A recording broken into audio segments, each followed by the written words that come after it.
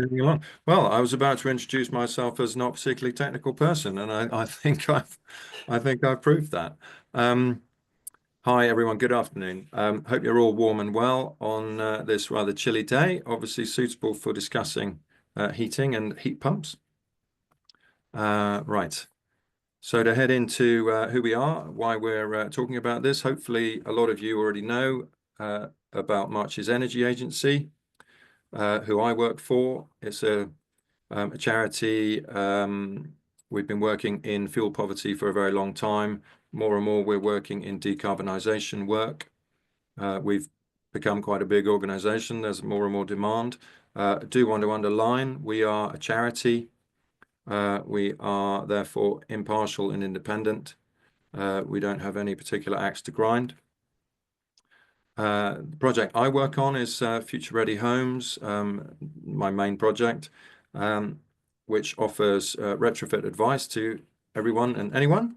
Retrofit, which Jem has already mentioned, that means essentially adding something to your property or changing the property to improve its energy efficiency and to make it more sustainable. So possibly improving insulation, fitting solar panels, or of course, fitting a heat pump, should you wish to. I'm a qualified domestic energy assessor and a retrofit assessor. I have to be honest, right now, I don't have a heat pump. We're living in a rented house, but we're hoping to buy it and put in a heat pump. Was previously living in Clun in a barn conversion, and we had a heat pump there.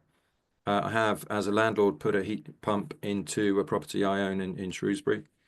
I also want to make clear, I'm not a technical expert. I'm not a heating engineer.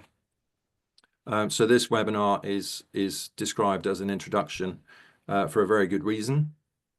As Jen was saying, please do put your questions into the chat. They can be as techie as you like. I've got my good friend Dave Green along with me. He does not work for MEA, but he knows his stuff. He's also a qualified DEA and energy advisor.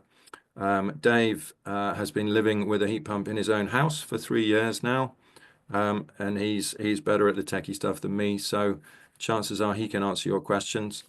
If not, we will do our best. We'll take a note of them and get back to you by email subsequently to answer them. Hope that will do, because that's the best we can do. Okay, so let's start at the beginning. What is a heat pump? That's what they look like. Heat pump. It can be a ground source heat pump, or a water source heat pump, or an air source heat pump, which is what you're looking at here. As the name suggests, what it's actually doing is not burning anything like a gas or an oil boiler. What it's doing is it's pumping energy from a natural source. So the name source is important, the ground source or the air source or the water source. Ultimately, you'll realize all of that energy derives from the sun. So it's effectively solar energy. Now, ground source heat pumps, they no longer justify the enormous cost of installing them. So we're focusing today on the most common inexpensive type, which is an air source heat pump. So it works by extracting energy from the air, and through miracles of compression and refrigerant, uses that energy to heat water, which runs through your heating system, so your radiators or your underfloor heating, and to fill the hot water cylinder. It's compression that allows the heat pump to achieve the remarkable efficiencies that it does, because compressing a gas creates heat. That's the basic physics behind it.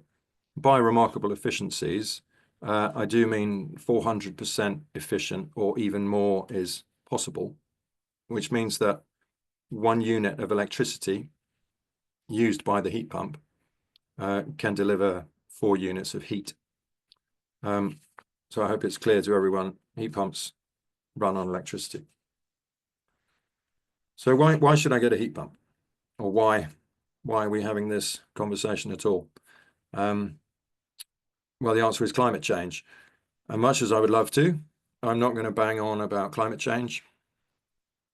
I want to talk about the good news, which is we can all take a big chunk out of our own carbon footprints by installing an air source heat pump, as you can see from the figures there, if you have a look at the slide. The bottom line is that the electricity from the grid is becoming more and more green, more and more clean, as more and more renewables come online, and hopefully coming online very fast. Now the government has set this 2030 target for a decarbonised electricity grid, so you can decarbonise your heating by moving to electricity as the fuel, as it were. And the point about this, I suppose, is it's fairly straightforward. It's fairly painless, and it doesn't involve any sacrifice. I fully understand a lot of people, they don't want to be told what to do. They don't want to have behavior change forced upon them. People don't want to give up eating beef or whatever it may be, flying off to the sun.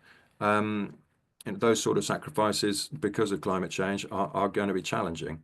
But changing your heating from one heating source to another is perhaps the most straightforward thing you can do. And it is impactful, as you can see from those figures. Just to be absolutely clear, I'm a big fan of combi boilers. They're terrific at what they do. They produce water at high temperatures. They produce water on demand. They're efficient and they're reliable. They're pretty cheap. If you go to Wolsey or City Plumbing or a trade outlet like that, a gas boiler, a combi, is about 650 quid. That may come as a surprise to you, because installing one costs quite a bit more than that. It costs about 1,800, 1,500, 1,800 quid maybe. So there's one enormous problem with gas boilers and with oil boilers, and that's that they burn gas and they burn oil. Gas and oil obviously won't last forever, but they also cause climate change. So we need to wean ourselves off them. And that is an option now. I just wanted to share this with you because this is the direction of travel. This is where we are heading. It's called the smart home of the future, but it could be the smart home of now. You can disconnect from the gas grid. Electricity can supply your needs for heating, cooking, appliances, possibly a car if you fancy an EV. I'm not going to get into that. I know people have different views on that subject. But it's something that is becoming normal. It will become more normal. It's nothing to be scared of. There's a financial incentive in that the gas standing charge, it has been more expensive than this, but at current rates, it costs you over £100 a year. There's a lot to be said for putting in a battery to store electricity. I'll come back to this later, but it gives you more security at home. So you have your own supply. And also something I'm just touching on is as a backup for your heating, a wood burner is an option. There are issues with wood burners, particularly about pollution, but I'm not going to get into that right now. Okay.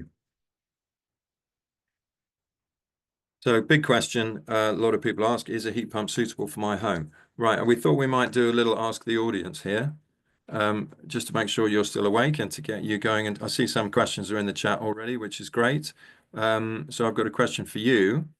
What is this building that we are looking at? Can anybody identify it? Bath Abbey. Thank you for putting that in the chat. Absolutely right. Okay. So is a heat pump suitable for my home?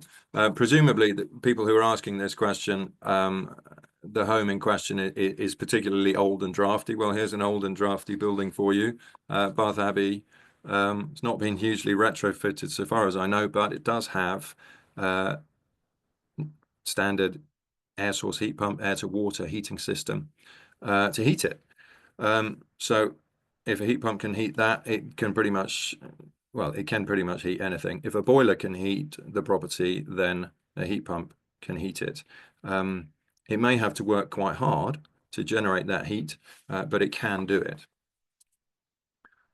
So further on that, a heat pump is sort of at its happiest, when it's working efficiently, just like a gas boiler or an oil boiler, if you do have a very drafty old house and there's no insulation in the loft, or the heating system has been poorly set up, or you have radiators which are too small to deliver the heat, whatever heating type you have, it's going to have to work hard, and therefore it'll be expensive to run to keep you warm enough. So the big difference with gas is that a condensing gas boiler is efficient at around 55 degrees, whereas a heat pump is a lot happier at 40 degrees or lower still, which is why it's often advisable to have larger, more efficient radiators when you've got a heat pump, or better still, have underfloor heating, because then you can run it at a lower temperature. So the trick to getting maximum efficiency, or one of the tricks to getting maximum efficiency out of your heat pump, is to run it low and slow, as we call it, but we'll come back to that later. So for now, the answer is yes, a heat pump can heat your home. Do heat pumps work in cold weather? Again, the answer is yes. Heat pumps work even in very cold weather. Dave may know more about this than I do, but the refrigerant that is used in most heat pumps nowadays, it boils at minus 15 degrees. That's pretty cold. So heat pumps can work lower than that. They will work down to minus 20 or even minus 25. So here's some evidence for you. If you have a look at this, so this is the rate of deployment of heat pumps per 1,000 households against the average January temperatures. So you can see Finland, Norway, Sweden, the countries that are way ahead in terms of rolling out heat pumps are the coldest countries in Europe. Obviously, these are European countries. In other words, heat pumps work very well in cold climates. It's important to point out here, I think, that in these countries, electricity is a lot cheaper than it is in the UK, unfortunately. Essentially, it's not quite as simple as this, but in the UK, the cost of electricity is essentially pegged to the cost of gas. There's also the feed-in tariff charges on electricity, even on renewables, which increases the price. So the government, or the successive governments, have been saying they will look at this and they will do something about it. But as yet, nothing to see here. But hopefully that what we call the spark gap, the difference between the gas cost and the electricity cost, will come down in favor of electricity. So for that reason, for other reasons, you could see the UK is lagging way behind in deployment. It's at the end of this graph. So are heat pumps new technology? Now the reason I'm raising this is it's a common criticism made of heat pumps. They're new, they're not mature enough technology. So I've been thinking about it, but I'll wait a while longer until they get better. Well, actually, they have been around for really pretty long time. It's just the UK has been slow to catch on to deploying them for heating. Sweden is a very good example of what our government is currently trying to achieve with the boiler upgrade scheme. So half of the population of Sweden now live in homes with heat pumps. So essentially the Swedish government set up an equivalent of the boiler upgrade scheme and sort of marketing and explanation communications stuff about 15 years ago. So we are behind the curve. As you can see, our rate of deployment is quite low at the moment. Mentioned some of the manufacturers down there that you'll have heard of. Good to see some UK manufacture now going ahead. A lot of those names will be familiar to you from air conditioning, because essentially an air conditioning unit is a heat pump. You can just use it for cooling as well as for heating. clearly there are no radiators attached. It just blows the air into the house, whether that's warm air or cold air. If you've stayed in a hotel recently, the majority of hotels in the UK are now heated and cooled by air conditioning rather than having radiators based on oil and gas. So this slide really is to demonstrate that air source heat pumps are actually everywhere. If you don't have air conditioning at home, you may well have it in your car. That is essentially a heat pump. Dishwashers, tumble dryers, even coffee machines, we're now seeing manufactured with heat pumps in them. So why is the obvious question. It's because of their efficiency, because they hugely reduce energy consumption. It therefore means your dishwasher or your tumble dryer or your coffee machine is cheaper to run. Give me a second. So are heat pumps noisy? I highly recommend you find out for yourselves. There's this visit a heat pump website where you can simply enter your postcode and it will come up with all sorts of properties in your vicinity where the homeowners have signed up and they're happy to show you around and turn the thing on and tell you about living with a heat pump. One of my friends in Shrewsbury has very kindly signed up for this scheme, and he is opening his home at the weekend coming, Sunday afternoon at 2 o'clock. If you would like to go along, obviously please do visit a heat pump first, the website, and sign in because there'll be limited spaces, but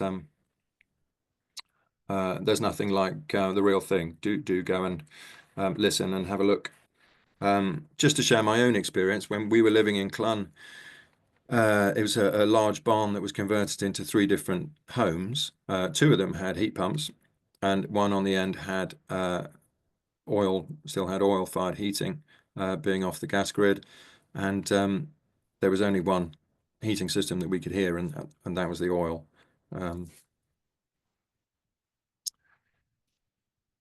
Okay, next, where do I put it?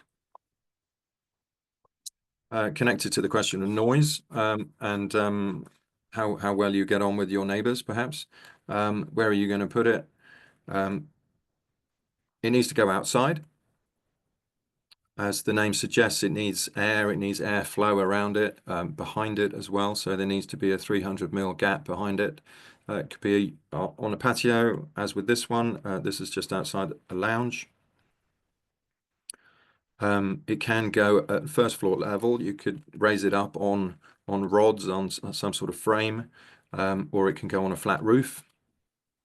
But do bear in mind, you need to be able to get at it, or the servicing maintenance engineer needs to be able to access it. In a flat, you may be able to put one on a balcony if anybody lives in a flat. An air-to-air system rather than an air-to-water system might actually work better in a flat, but I'll come back to that again. And these questions of the 1 meter from the boundary rule, I'll come back to that in just a moment under planning permission. Right, where will it go? Doesn't just mean the heat pump. The heat pump or standard heat pumps are not the same as a combi boiler, so it doesn't produce instantaneous hot water. You will need a hot water cylinder to store that water. Now, these modern hot water cylinders are super insulated. They're wonderful things, but nonetheless, they will lose heat. So we would recommend you don't put it outside in any way. You may be tempted to get it out of the way, put it in the loft, put it in the garage. The recommendation is don't do so. Keep it inside the thermal envelope of the house.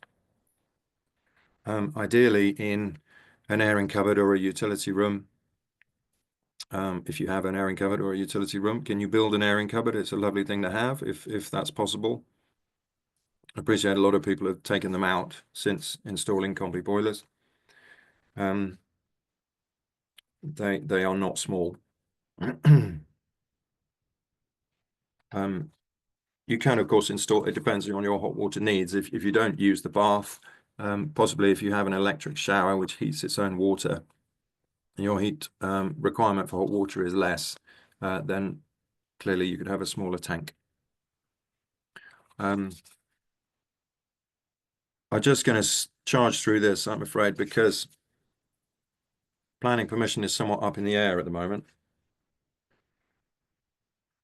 Essentially, you should be fine under permitted development rights, even if you live in a conservation area, which means that in normal circumstances, your permitted development rights are removed. They've sort of been given back to you because the government is prioritizing heat pumps and they want this rollout to happen. So long as it is to the rear of the property and fairly invisible, then you should be okay. Now, the industry has been lobbying the government, saying that the need for applying for planning permission has been putting lots of people off getting a heat pump. So they've sought to simplify the rules. Hence, the 1 meter from your neighbour's boundary rule is being scrapped shortly, and that early in 2025 is what we're told. But there are other conditions that have been brought in. Visibility from your neighbours is an issue. But what the government has proposed so far has just caused confusion and disquiet in the industry. So further lobbying is going on. And really, we don't know where we are at the moment. So who knows when that will be sorted out. So I'm afraid I'm going to duck that one and say, ask your installer.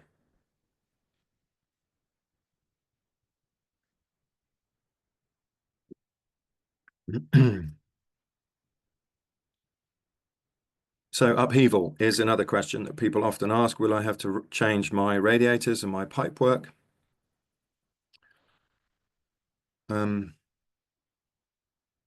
It depends what your priorities are, really, is the question. If you are after efficiency, maximum saving on money to run it, then the more upheaval you can put up with, the more money you will save in the long run.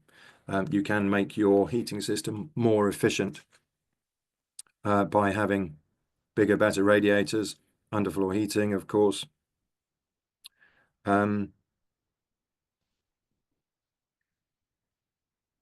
So it very much depends. Of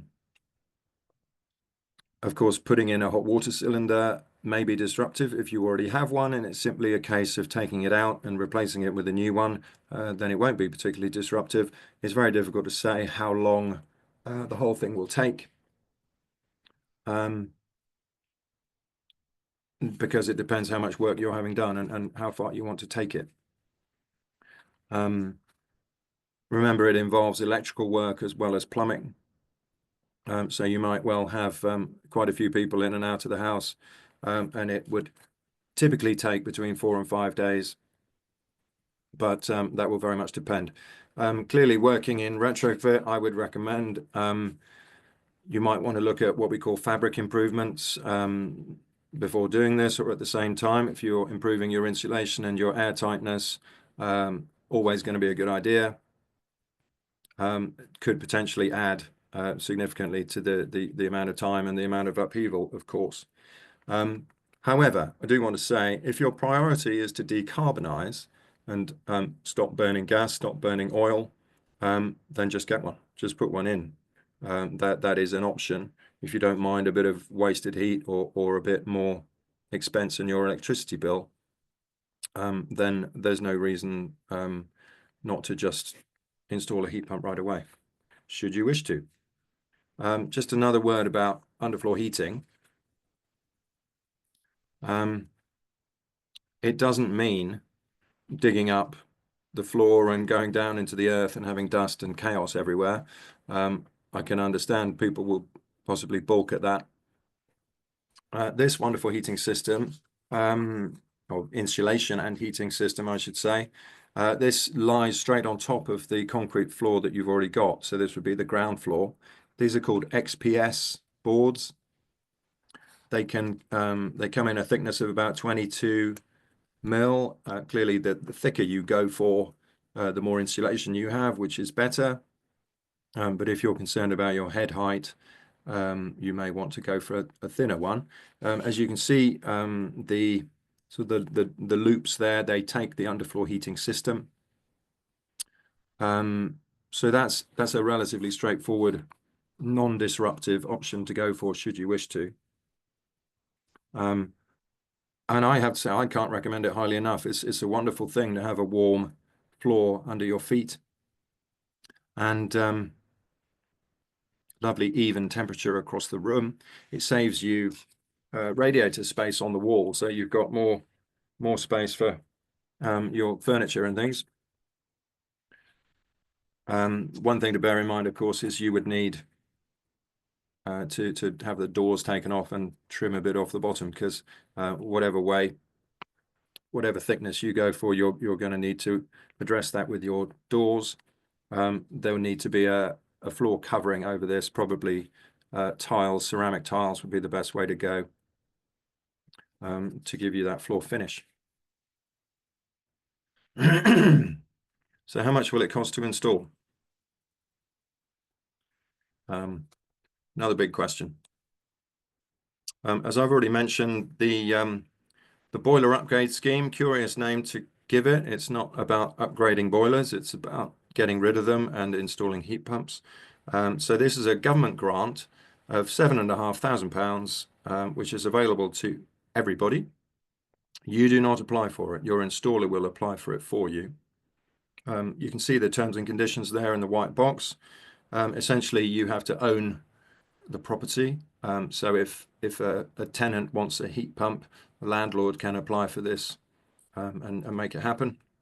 And you have to have an EPC. So after taking the £7,500 into account, British Gas says they can install heat pumps for £499, £500. Octopus do the same. It may seem fanciful to you, but it is possible in smallish properties with a straightforward installation where perhaps there's no radiators to change, just a matter of taking out the boiler and putting in the heat pump, and maybe there's an airing cupboard already there to put a cylinder into. It can be relatively painless and quick, dare I say it. Possibly £500, possibly £1,000 is more realistic in that small home setup. The second line there, as you can see, British Gas, the average cost that their customers actually paid a couple of years ago was sort of £5,500. That might well include sort of the odd radiator being changed. And just to back that up, these are my own figures. If you want to have a look at those, this was a couple of years ago when the boiler upgrade scheme was £5,000. It's now £7,500, but since then the cost of materials and quite possibly labour has increased. So that £5,500, £6,000, perhaps that's a reasonable guide for not a huge house with not an awful lot being done, although this was being fully refurbished, so we changed all the radiators.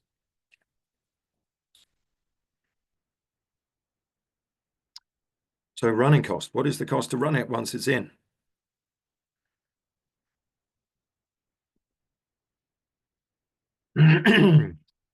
I'm afraid this is another, it depends. I know it's an important question, but it does depend on who's installed it, getting it installed correctly and operating it correctly.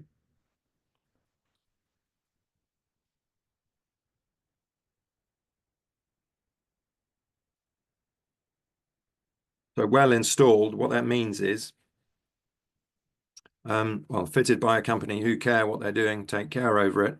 They do full heat loss calculations room by room, so that they size the heat pump correctly. and also the radiators or the underfloor heating system if you're having that. They'll come back to tweak it if necessary and give you a proper handover so that you understand as the householder how it works, how to control it. As mentioned previously, it's a very different matter from a gas boiler. With a gas boiler, we tend to let the property go cold, so turn it off, and then at, I don't know, 4 o'clock in the afternoon, 4:30, it'll come back on, and it produces lots of heat very quickly.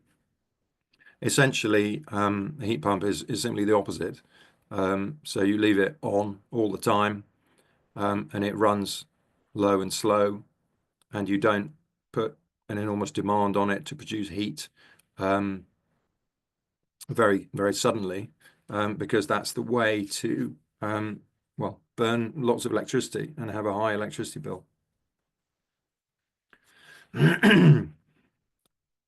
So the industry, I think, is generally saying now that with some basic fabric improvements to the home, so the home is possibly a bit more airtight, a bit more insulated, with a well-installed and correctly operated heat pump, it shouldn't cost you any more than gas heating is currently costing you, and it may even save you some money. Gov.uk is currently saying it would maybe save you £100 a year. Just to explain how this is possible, obviously we're a bit scared of electricity because it's expensive. It's sort of 3 times the price of gas at the moment.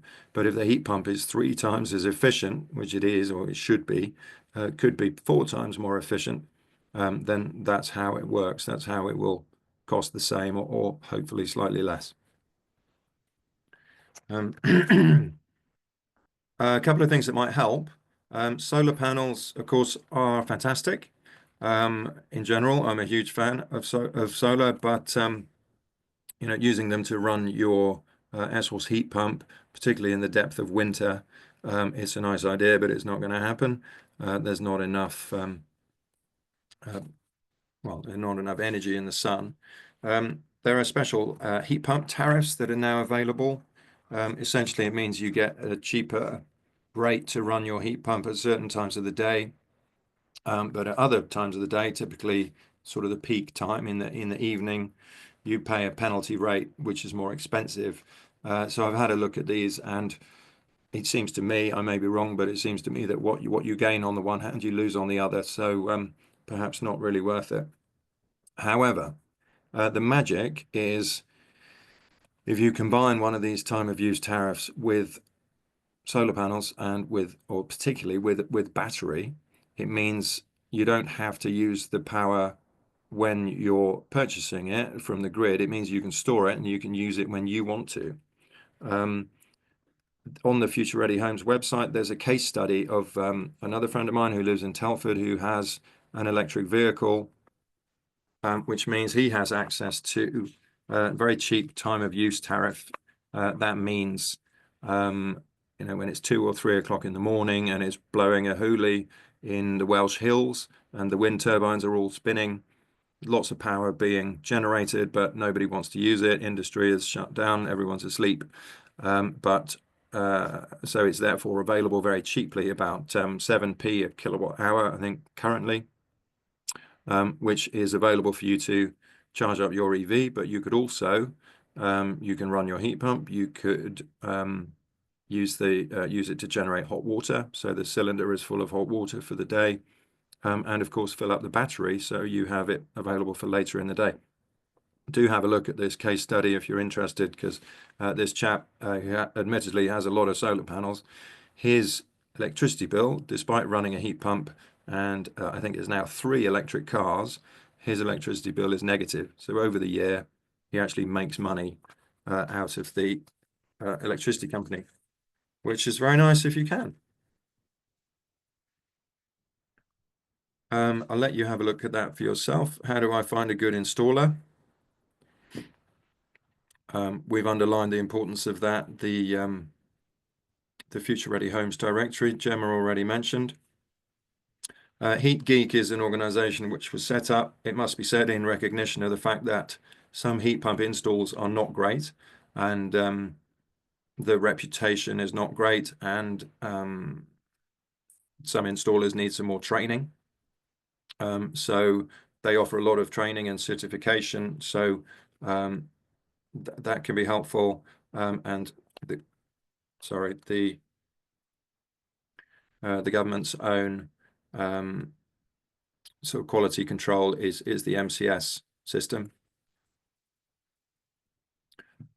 How long will it last? We are told should be 20 to 25 years with regular servicing, which would be a little bit longer than a gas boiler.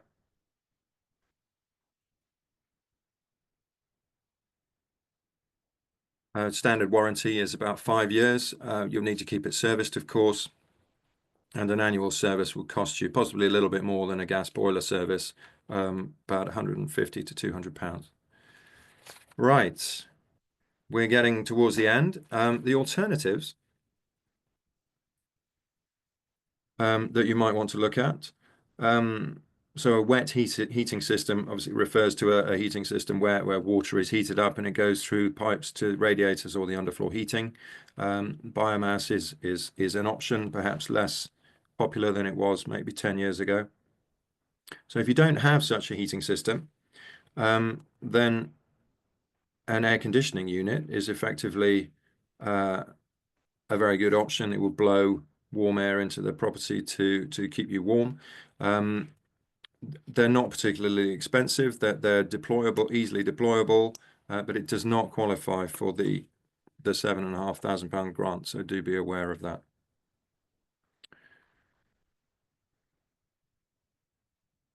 And there's a couple of other options if you don't have a wet heating system.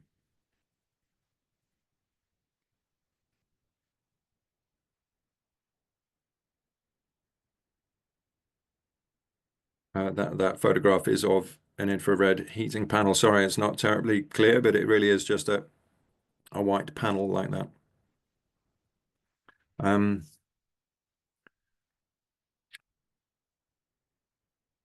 So I'll just finish by reminding you,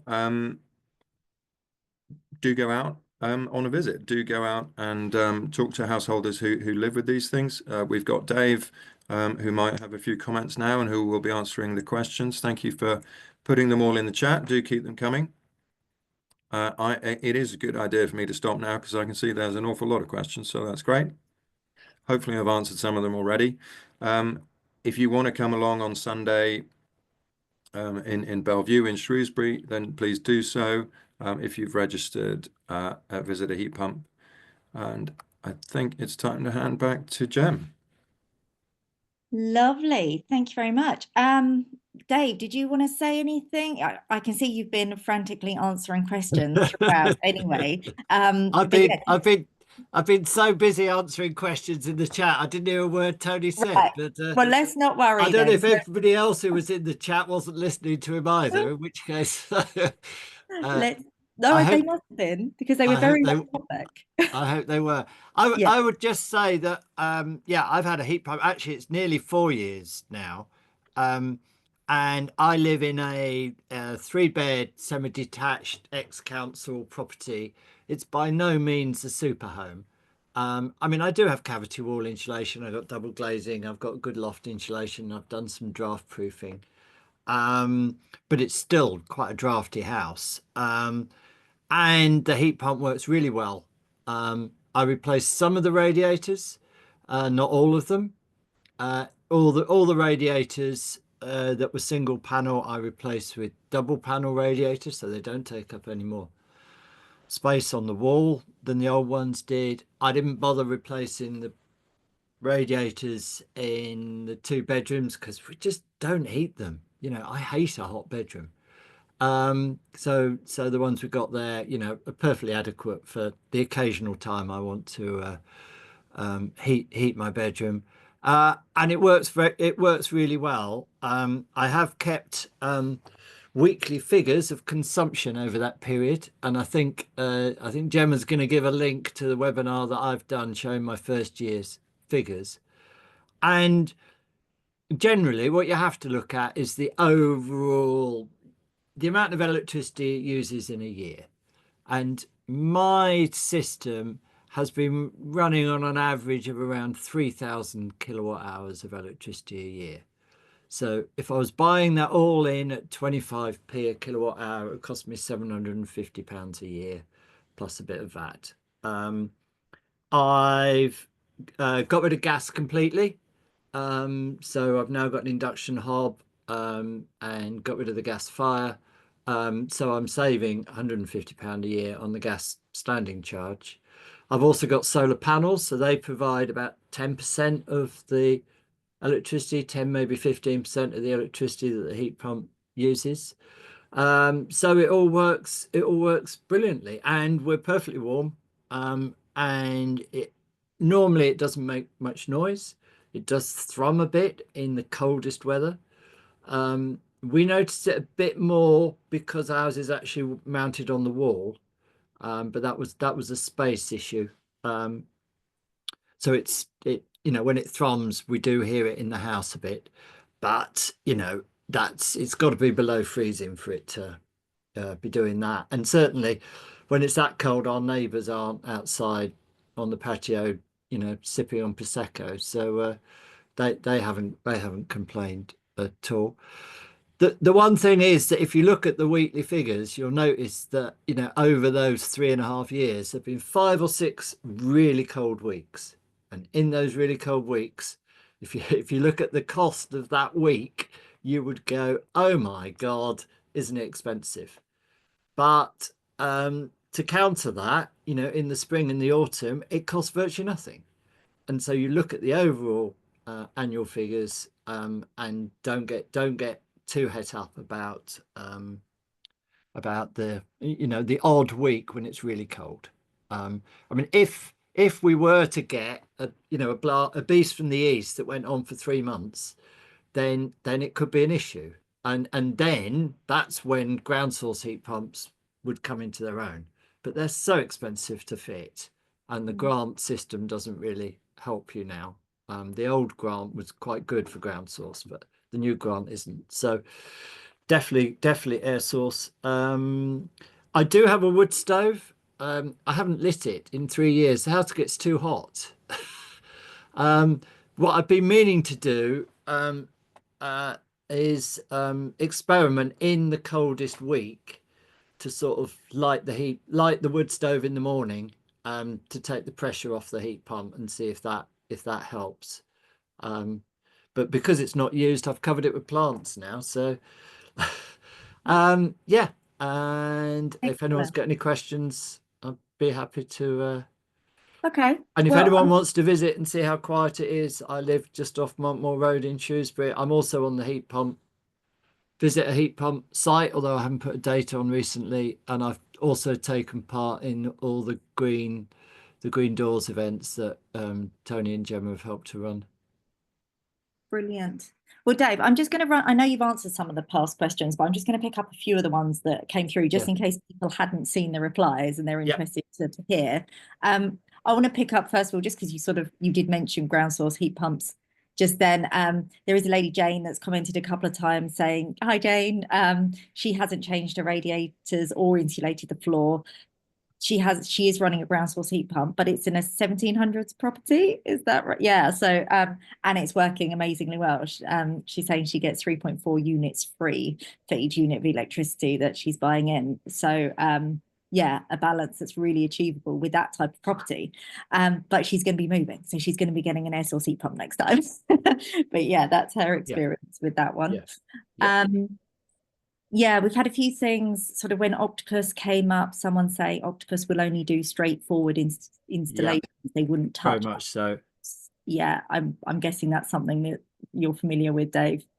Yeah. There was also a comment about heating engineers saying that hydrogen boilers are to become the norm. Dave responded saying the government has moved away from that plan. So that's not accurate information. Yeah, I mean, if you're on a Scottish island and you've got a whole load of renewable energy that is going to waste because you can't get it to the mainland, then generating hydrogen is actually quite a good thing to do. But it's only about 80% efficient. You've then got to pump it around the country. You've then got to put it through a hydrogen boiler, which would itself be 80% efficient, while you're down to 60 odd percent efficiency on the electricity you've put into the system. With a heat pump, you're on 300% efficiency. There's, you know, you get 5 times as much heat out for every unit of electricity you put into the system. And if we're going to generate hydrogen, then we ought to be using it for things like heavy industry, where they need really intense heat that electricity struggles to do. So yeah, no, not. And the government has recognised that recently. They were pushing hydrogen boilers. They've now moved away from that. Yeah. Okay. So there was quite an interesting suite of questions that came up. Started off by Mike, actually, who's saying that some people in fuel poverty manage to save money by only heating a single room, using the fastest response of fossil fuels like gas to warm the room up quickly. The running costs of heat pumps may be no more than gas and may be cheaper, but they do work more slowly. And potentially you've got this question mark over whether you can heat one room as opposed to the whole house. Yeah. So are there any other options? And a few people came in kind of with the air-to-air system, that they could potentially give better response times, and they don't actually involve that radiator water distribution system upgrade. Plus you can have multiple units heating different rooms. Yeah. So yeah, thoughts on air-to-air? Yeah, but it's, I mean, the thing with a heat pump system is if you want a room to be warm, then you need to keep it. You need to not let it get too cold, because it's going to take a long time to bring it up to temperature, and you're making the heat pump work too hard. If you don't want to heat rooms, don't heat them. You can always turn the TRVs down. You're probably best to discuss that with your installer beforehand, because, you know, that might affect the way the system runs. But generally, you've still got your thermostatic radiator valves. Sorry about the jargon there.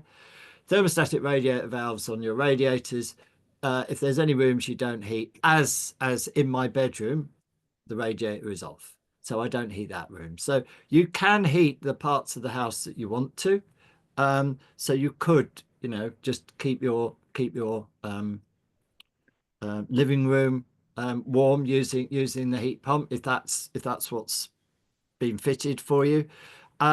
You could potentially use infrared heaters.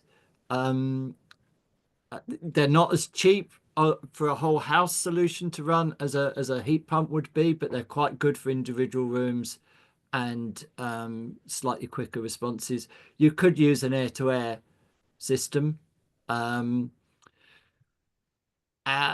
Yeah, which gives you a slightly quicker response. But even then, you don't want to let the room get too cold. Then they're nowhere near as fast a response as you would get from a gas boiler. So if you're only using a house intermittently or heating it intermittently, then a heat pump's not such a good idea. So infrared heating, or potentially high heat retention storage heaters. I know older storage heaters have got quite a bad press, but if you can get an economy 7 meter, which is not so easy these days, but if you've got one or can get one, then I would certainly consider high heat retention storage heaters in that situation if you only want intermittent heat. Okay, that's great. Thanks, Dave.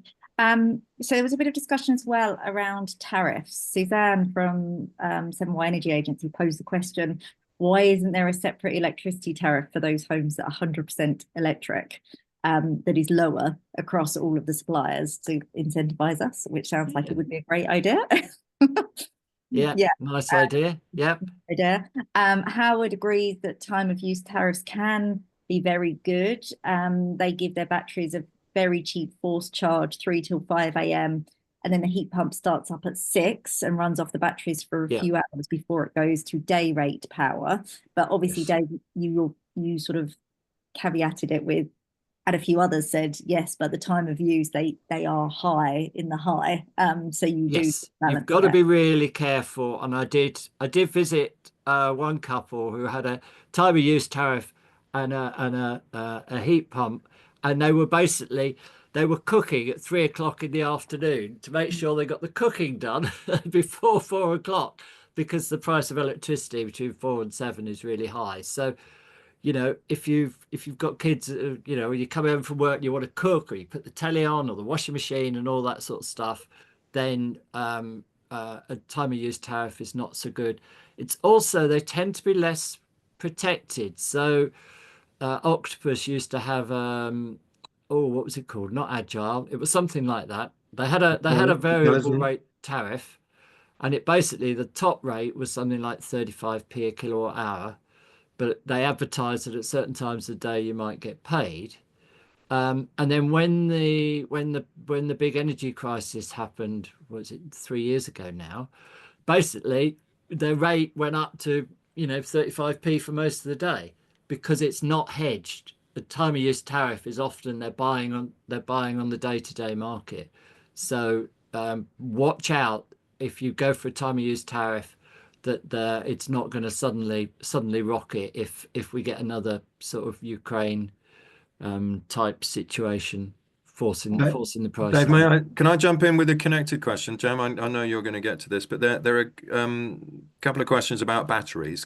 I don't know how far your expertise goes with that, but how expensive are batteries? What capacity do they have? How big a battery do you know a lot about them? Yeah, well, I'm not so convinced about batteries for a domestic property. I know there's the guy in Telford that you mentioned earlier. I think he's got something like 15 or even 20 kilowatts of PV on his roof, whereas a domestic system normally is 3 or 4 kilowatts. And he's got electric cars, and so he's fitted batteries and reckons it works very well. For most of us, we should be getting our electricity use down, and our PV systems in the winter aren't producing very much anyway. So if you have unless you get into the time of use tariff and you're buying and selling electricity, then I'm not so sure it's a good use of all those mined materials and the money. I think batteries are probably better suited at sort of grid scale. That's where those resources should be going. But if you have got a larger PV system, then it might be more worth doing it. But that's a very unusual case. For most of us, it's not worth it. For those that are interested in exploring it more, though, we do have a couple of other webinars that I can point you to. We did one a couple of months ago that was all about green tech, and that does he actually uses an air-to-air heating system with solar and batteries, and you could see some finances on there, so I'll send that over so you can have a look. And we've got another one about solar that does go into some of those other considerations that you might not have thought about, like the mining that goes into it, where they're produced, how they're produced, because it is something you might be interested in, so we can send that round. I mean, the thing is, if you've got a PV system and you're connected to the grid, which most people are, then if you're not using the electricity you generate, it goes to the grid, your neighbours get it. It's not wasted. And if you've got a smart meter, you will be paid somewhere between 6 and 8p for that. If you're an Octopus, I think you might get even 17 at the moment, but I'm not quite sure how they can justify that. So, and if you've got a lot of the batteries are around 8 kilowatt hours. Well, if you fill it up, that's holding £2 worth of electricity. If you were to do that every day of the year, then you've got 700 quid's worth of electricity going through there. But that is electricity you could have sold anyway, and you lose in efficiency. Sure. So you're talking about a few hundred quid, and you're talking about investments of £4,000 or £5,000. It's a very long payback financially, and environmentally, it's not helping that much, because, as I say, if you're not using it, your neighbours get it. So right, well, let's move on, because we've got a few logistics questions. We'll see if you can answer, if you haven't already answered them. So Anna asks, can you install a water tank and the boiler for an air source heat pump in a loft with an original Victorian roof, so a very cold, drafty loft? well, Should the water tank be as close to the bath shower as possible? As someone else said, is it wise to install a heat pump in a basement area so it's not visible from the outside? Yeah. Any so with an air source heat pump, what you've got is that external unit that Tony showed, a grey box with a big fan. Sometimes there's 2 fans for the larger units, but that's basically, and for an air source system, your actual heat exchange goes on in that external box. And then the hot water, this is for an, presumably you've got a radiator system. The hot water then comes into your house.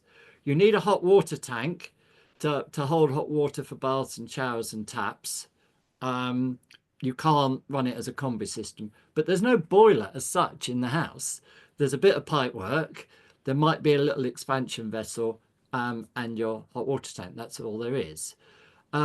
You could theoretically put the hot water tank in the loft. I think Tony's already said it's not advised, and that's partly because you've got you will have a bit of heat loss through them, and therefore that heat loss is not used to you. That's gone away. But also, if any of the lagging on the pipes gets knocked off or something by somebody being careless up there, then you could have a frost issue, and that ideally get all water out of your loft. Being somebody who has dealt with flood issues from burst pipes, keep your loft should be really cold. You should have enough insulation up there to make it really cold. You don't want water pipes up there at all. You can't put the external unit in a basement, really. It needs a really good airflow. I did visit one property where they'd put the external unit in a stone built sort of outhouse with a door and a window that were kept shut, and wondered why it was expensive to run. It's taking a little bit of heat out of each sort of cubic meter of air, so it needs to blow a lot of air through to work properly, particularly as it gets colder weather. So no, you can't put the external unit in a basement. And someone did ask as well how heavy it is, and they are heavy. They're heavy. They're fairly heavy. I mean, yeah, mine's 5 foot off the ground, the 6 foot off the ground rather. So they did manage to get up there without too much problem. But yeah, you don't. The other thing I've seen is that somebody in a housing association property actually built an extension around their external unit. So they were trying to heat the house using heat from the house, which, and again, wondering why it was expensive to run. No, they need to be somewhere, as Tony said, a foot behind, and at least 2 foot in front of them, so that you've got the air can flow as easily as possible. Yeah. And we have got a comment here as well from Nick saying his heat pump is on a flat roof. Great location for being out of sight and close to the hot tank and radiator circulation. But they do hear a bit of a vibration when it's working really hard in cold weather. Other question around the size of the water tank that you need. Obviously, for those people who have been used to a gas combi, not needing one, someone was advised that they need 1 meter by 1 meter by 2 meters tall, which sounds about right to me. If you want baths, you're going to need a larger tank. You don't want the tank water to be running out halfway through running a bath. If you've got showers, if you've only got showers, particularly if they're electric showers, you could get away with a smaller hot water tank. But 200 litres odd is about the right size. Okay, so we've got a few more specifics here. Does anyone else have a homely air source heat pump control system? This is from John. It makes full use of off-peak or variable rate tariffs. He finds it brilliant, but a bit techie, and their running costs are definitely lower. And with a 10 kilowatt storage battery as well, it often runs most of the day on low cost electricity. Do you know anything about homely? No, it's not one I've come across. I'll have to look into that. Okey-doke, no problem. Yeah, I mean, the thing is that you don't, if anything, you turn the temperature down at night. So your heat pump is going to be, should be only working at night if it gets really cold and the temperature of the house has started to fall. It's stopping the house getting too cold. So, and that's when a lot of the the tariff is cheaper. So they're not a really good fit. And as you say, if you, as we've already said, if you do have a time of use tariff, you've got to be really careful about using electricity between 4 and 7. Yeah. So we had a few questions around infrared. Do we think we covered that enough? Yeah, I think for a small flat, I think infrared could be a really good way to go. It could be, if you've got an air-to-air system and it's not doing the whole house, then you could have, infrared heater in the kitchen or bathroom, or a room that you only use occasionally. There is one house in Shrewsbury that was open on the Green Doors last year, which has got a system like that. They've actually got 2 air source heat pumps, air to air, one doing the sort of through lounge dining room and one on the upstairs landing, which basically filters into the bedroom, an infrared heater in the kitchen. And she's very happy with that system. It seems to work well. There are a few questions about the underfloor heating. Presumably that's very expensive to install, which I know you put a comment there saying, Dave, it's normally done new build or new build extension or a thorough retrofit. Yeah. If you're doing a thorough retrofit, if you're hollowing out the house and you're digging out the floors because they're damp anyway, then put in underfloor heating. But for most of us, radiators are if you've got a radiator system, that's fine. That's fine. I don't know, did Tony say much about flow temperatures? I did. I mentioned them a number of times. I was going to say there's been a couple of questions about Legionnaires, which we really should pick up. Yes. Legionnaires bugs in your water is not a good thing. So most systems that I've seen, they have it's an immersion heater that kicks in, say, once a week to really crank up the heat up to 65 degrees or so to kill off the bugs. So that's okay. You can use a heat pump to do that or an immersion heater, but you don't need to keep a hot water tank at 60 degrees all the time, but it should be heated to 60 degrees at least once a week. So, the problem a lot of people have with heat pumps is that they're running them at too high a flow temperature. The water running around the system is too hot, and that's making the heat pump work too hard to get that temperature difference up. So turning down your flow temperature is normally a good way of increasing the efficiency. It just means you need more water going around the system, and you don't want to let the house get too cold. And the big advantage of underfloor heating is that they're designed to run at 35 degrees. And it's good for thermal comfort, because if your feet are warm, you will feel warm. You won't need, you might have a room where the thermostat says it's 21 degrees, but if you've got your feet on a cold, stone flag floor, or you're sitting right by a single glazed window, you will feel cold, even if the room is theoretically warm enough, and people will then go and crank. So that's the advantage, but it is a lot of disruption and a lot of costs. So unless if you're doing a new build, building an extension, or a really thorough retrofit, gutting a property, then certainly look into this is underfloor, I should add, using hot water. You can also get electric underfloor heating, which is phenomenally expensive. Don't go there. We should just underline, though, that the underfloor heating that I was showing earlier on, which is sort of on top of the solid floor, doesn't require any digging up, is a less disruptive option. Yeah, but then you're raising your floor level and chopping your doors off and all the rest of it. So yeah. So we've got a bit of a bigger question here before we get into some nitty-gritty again. If everyone has a heat pump, would it actually have any effect on reducing global warming? Yes. Quite simply.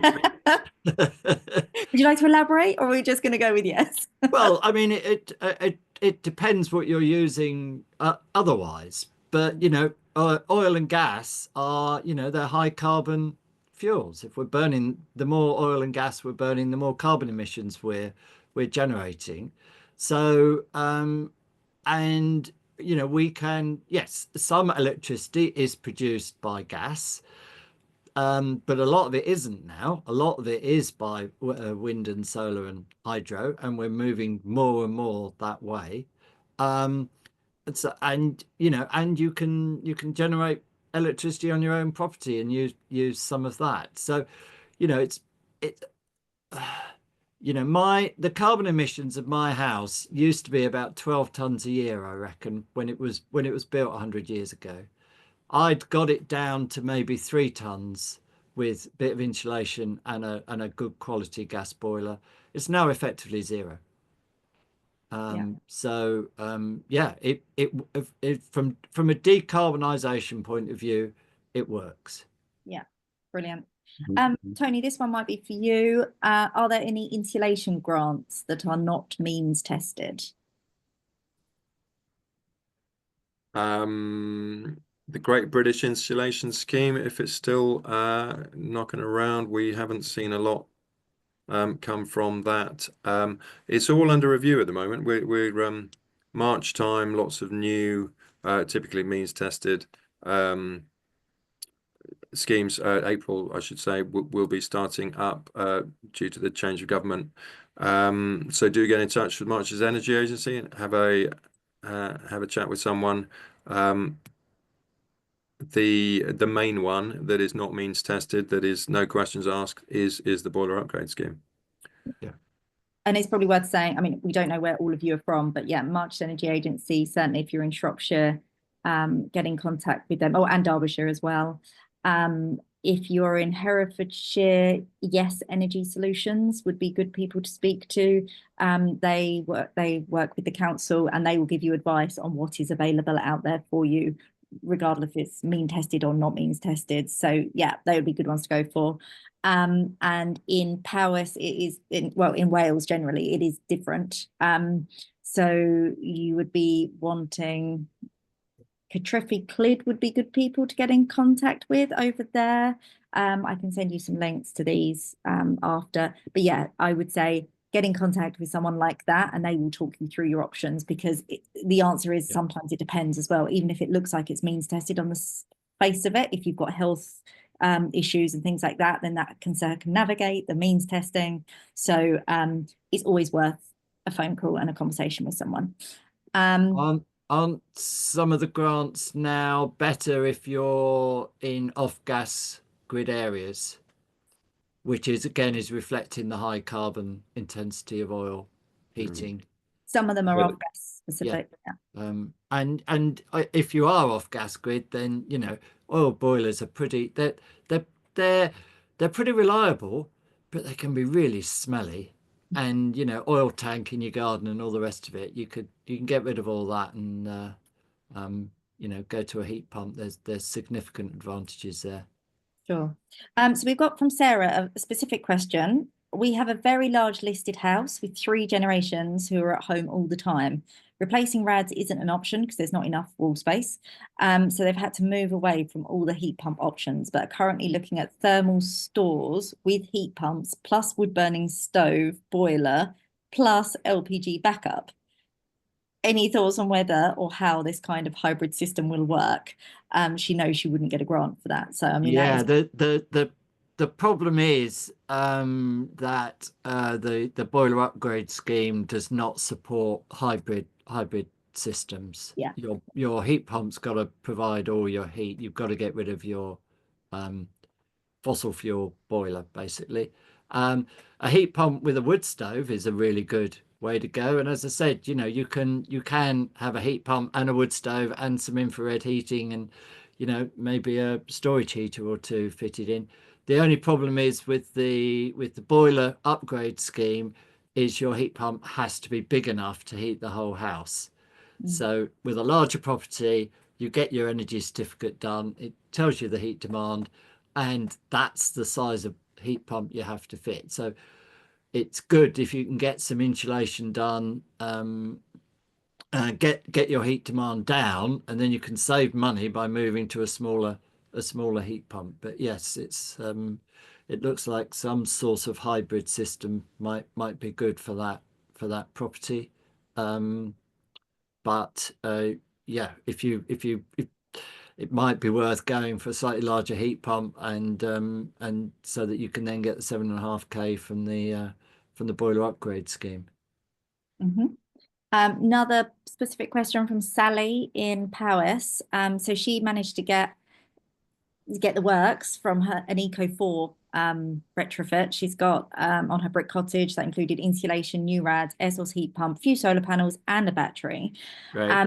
But she wants to know how she can run the air source heat pump to keep the bill as low as possible. In the past, she was on a Rayburn. She used to collect her own wood, so she's never had to pay for heating before. So she wants to keep it cheap.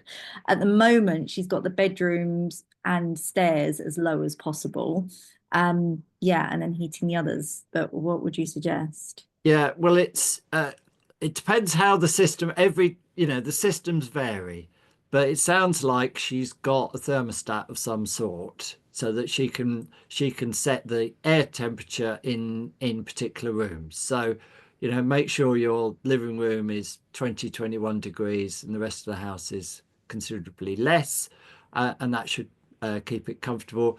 Allow, or set your program or whatever so the temperature can go down a bit at night, but no more than probably 3 or 4 degrees, so that it's not working too hard to bring it up to temperature in the morning. The other thing then you need to find is what the flow temperature is set at, which is very different. That's the temperature of the water in the system. And in some controllers that can be hard to find, in some it's very easy. So without knowing what the system is and but if she gets the system serviced, then that's a good time to ask the guy who's doing the servicing, how do I set this? And I see it often that installers will put in a heat pump system. They won't even try to explain how it runs. They just say, oh, it's set, leave it alone, don't fiddle with it, which is fine if it's been set up well, but they're often not. They're often set with too high a flow temperature, and people don't understand that, the difference between the flow temperature and the room temperature, how to use their programmers, all the rest of it. That's a real issue of, and of course, if you then buy a house that's already got a heat pump, there's no installer to brief you anyway. So, I mean, I do spend quite a lot of time going to talk to people about how to run their heat pump more efficiently. What flow temperature do you normally recommend, Dave? Is 45 about? Mine's set to a maximum of 45. I've got what's known as weather compensation. Yeah. So if it's a mild day, then the flow temperature will automatically be lower. So it often runs at 35. But the important thing is, in the coldest weather, you want to set a maximum on it, so it's going up to 45. If it's going up to 55 in the coldest weather, that's when it's getting expensive. That's when you take the plants off your wood burner and but yes, yeah. We had one more. I think someone did want to know a bit more about how the infrared heaters work. If we've got a couple of minutes, just to explain. Yes. So the theory, most of our heating systems work by heating air, and the air then heats you and the fabric of the building and everything else. Infrared systems are working on basically heating you directly. It's a bit like you used to get something similar with sort of halogen heaters in village halls, and the idea there was that but they were very intense heat, so that your head would be too hot and your feet would be too cold. Whereas infrared heaters tend to be a more sort of gentle version of that. But the idea is they're heating you first, and then the heat is then bouncing off the floor or the cupboards or the walls or whatever it's heating, or bouncing off you, and then raising the air temperature that way. And what it means is you can get away with a lower air temperature. You'd be comfortable in a lower air temperature. So therefore you've got less heat loss through your walls and windows and all the other elements of the house. So they are more efficient than standard electric radiators, but still nowhere near as efficient as a heat pump, which should be giving you 3 units of heat for every unit of electricity you put into it. It also depends on, you know, if you're sitting at a desk and your feet are under the desk, and the infrared heater is beaming down on the top of your body, your feet are going to get cold. Mm. So, you know, but if it's a kitchen where you're moving around and stuff like that, you know, or a bathroom maybe, then or a room that's just used as a bedroom where you just want a bit of heat, then infrared heaters can be really good. Okay. Tony, this might be one for you. I think this might have come up before. Dave Wells asks, are there any problems with using an air source heat pump with underfloor heating downstairs and radiators upstairs? Not if the system has been set up correctly. That is the answer, because inevitably, yes, you need different temperatures. Obviously, as Dave was saying, ideally you need sort of 45-degree heat available to go to the radiators, but a lot cooler, possibly, you know, sort of 28-degree heat going to the underfloor heating, or your feet are going to be very hot. Yes. So is that zoning, Dave, or is that? Yeah. If you've got underfloor heating, you normally have zones in your heating system anyway, and sometimes it's room by room with underfloor. And so therefore your upstairs is run as a separate zone, and the heat pump will manage to run that at a higher temperature than the underfloor zones. If it's upstairs, it's your bedrooms, you might not need a high, you know, you might find that 35 is enough upstairs, because also heat tends to come up the stairwell anyway. So, you know, radiators downstairs tend to work harder than the ones upstairs. So yeah, it's quite a common scenario where you have underfloor downstairs and radiators upstairs. Yeah. Okay. So Wendy here, it's a bit of a head scratcher. She's got an air source heat pump and that has been set up, but she has no idea how it works. And Yes. this week she's been finding it's 19.5 degrees at night, but only 16 to 18 during the day. So, I mean, I would just, whatever the answer is, I would say, like, it's really important to find a good installer and ask questions and know your way around it and try and get as familiar as you can, because it is different technology. And I've got a air source heat pump and it was different. It's not the same as when I had my boiler, and it's just really simple on oil boiler and simple on the thermostat. And setting it up correctly took some time, and I needed support. So again, the systems vary. A lot of them have a programmer which is very similar to the program you would get on with a gas boiler. That's got different times of days and different set points, so you can vary the temperatures at different times of day. Sounds to me like the programmer needs looking at. It might be that the timing is wrong on it. It thinks it's day when it's night. It's not. That's not uncommon, or it's just been set wrongly, that somebody's set it the wrong way around. So try and programmers, and you know, they can be quite baffling. I mean, this is where we need the advances. Really, we need all these controls to be much more simpler and straightforward. Some of them, you know, really scratch your heads over about, you know, they've also been translated from Chinese into Nepalese and back again. I think, you know, that they're very difficult to understand, I'm afraid. So you need to get, in that situation, you need to get somebody, you need to get an energy advisor or a service engineer or the installer to come in and show you how the controls work. Yes, I was just going to interject there, Dave. I know you've already mentioned them in the chat. Energy Zone, who are based sort of Shropshire, Worcestershire border. I know they install heat pumps, but they're doing more and more work servicing, sort of troubleshooting on other people's installs, because let's face it, there are some that have been poorly installed. So Wendy, I'm not sure where you are geographically, but it might be worth giving them a call, because they're making a business out of it, improving installations that have not been terribly well set up, and you know, they're happy to help. There will be others who do similar, possibly MJS, who you also mentioned. Yeah, and Yeah, there's sorry, there was one that came recommended to me who had someone had an installation through, I think it was an Eco4 type thing, and had some issues. And they ended up using, I think they're called Cool something, and they're Shrewsbury based, and they actually do air conditioning, but they do service heat pumps, and they know their way around heat pumps really well as well.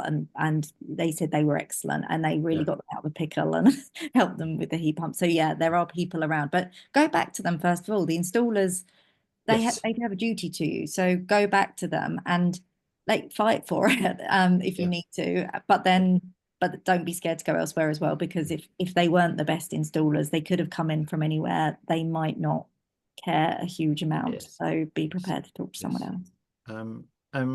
Yeah, I also do home visits. It's not an advert for me, but I do home visits occasionally in sort of Shrewsbury, Mid Shropshire area, but I am very busy. So, but if you can't find anybody else, do search me out. Okay, so hopefully, Wendy, that has helped you a bit. I think we're pretty much through them, unless I've missed some. Has anyone else got any burning questions? I know lots of people have said thank you very much, and it's been a really useful both presentation and Q&A, and people have asked, oh, yes, sorry, Linda, I had missed yours. Has anyone heard of ZEB, zero emissions boiler? And is it any good? Supposedly it can be used with existing radiators. I imagine that's using hydrogen. I can't think what else it would be. I certainly wouldn't, you do see electric boilers advertised and electric radiators, and particularly, you often get them in magazines geared for older folk, let's put it that way. And claiming that they're 100% efficient and all that. Well, they are. Any electric heater is 100% efficient within the home, but they're also very expensive to run. If you're just using electricity to heat up water or a bit of wire, that's costing you 26p roughly per kilowatt per unit of heat.